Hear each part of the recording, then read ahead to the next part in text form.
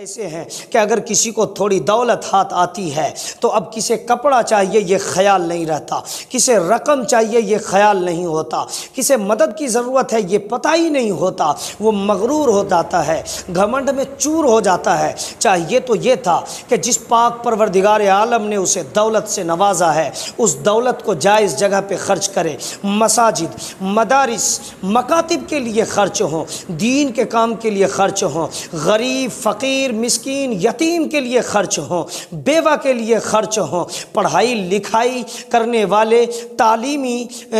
حصول کے لیے جو طالبان علوم نبویہ مدارس میں رہتے ہیں ان کے پیچھے خرچ کیا جائے، غریبوں کی مدد کی جائے۔ لیکن ہوا یہ کہ نظریہ اس کا بدل گیا، انداز بدل گیا، اب وہ بجائے قسمت بنانے کے اپنے مقدر کو بگاڑ بیٹھتا ہے۔ یعنی اللہ نے دولت دیا تھا، اس کے ذریعے وہ کامیابی حاصل کر سکتا تھا، لیکن اسی دولت کو پا کر جب مغرور ہو گیا تو اب ناکامی کے دہانے پر پہنچ جاتا ہے، تکبر میں مست رہتا ہے، مغرور ہو جاتا ہے، سینہ تان کے چلتا ہے، اپنے آپ کو دکانی، کاروباری، بزنس مین اور ویپاری سمجھنے لگتا ہے اور لوگوں کو گری نگاہ سے دیکھتا ہے، غریب کو غریب سمجھتا ہے، جھوپڑے میں رہنے والے کو گھٹیا سمجھتا ہے، اور جب ایسا کرتا ہے تو اب وہی دولت اس کے لیے عذاب کی شکل اختیار کر لیتی ہے۔ آپ کو پتہ نہیں ہے کہ جتنا بڑا آدمی بن جائیں اتنی زیادہ نرمی ہونی چاہیے، خاکساری ہونی چاہیے،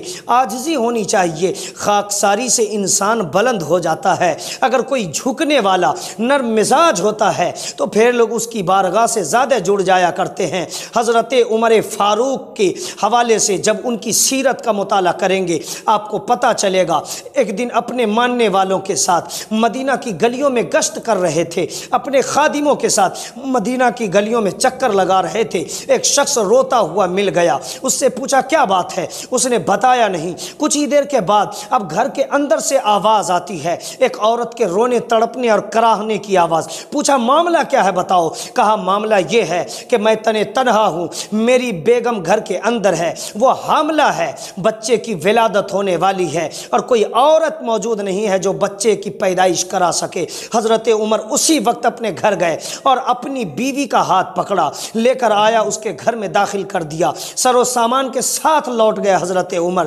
اور ان کے گھر میں اپنی بیوی کو داخل کیا۔ اور جب یہ کام مکمل ہو گیا، یعنی بچے کی پیدائش ہو گئی، تب اس شخص سے حضرت عمر نے ارشاد فرمایا تھا کہ سنو، کل صبح تم گھر آنا اور تمہاری مدد کی جائے گی اور اس بچے کے لیے وظیفہ مقرر کر دیا جائے گا۔ تب اس شخص نے کہا کہ آپ اتنا رحم کرم کر رہے ہیں، آپ کون ہیں، آپ کا نام کیا ہے؟ تب حضرت عمر نے ارشاد فرمایا تھا کہ میں قوم کا خادم عمر بول رہا ہوں۔ تب وہ شخص قدموں میں گر گیا اور کہنے لگا کہ معاف کیجئے گا، میں نے پہچانا ہی نہیں کہ آپ امیر المؤمنین ہیں۔ تب حضرت عمر ارشاد فرماتے ہیں کہ گھبرانے کی کوئی ضرورت نہیں ہے، میں امیر المؤمنین نہیں، قوم کا خادم ہوں، اور قوم کا خادم کا یہ کرتب ہے، یہ فریضہ بنتا ہے اور اس پہ یہ لازم و ضروری ہے کہ اپنے قوم کا خیال، اپنے قوم کے ایک ایک فرد کا خیال رکھے، اس کی ضرورت کو پوری کرے۔ اب یہ تو میرا فریضہ تھا جو میں نے نبھایا ہے۔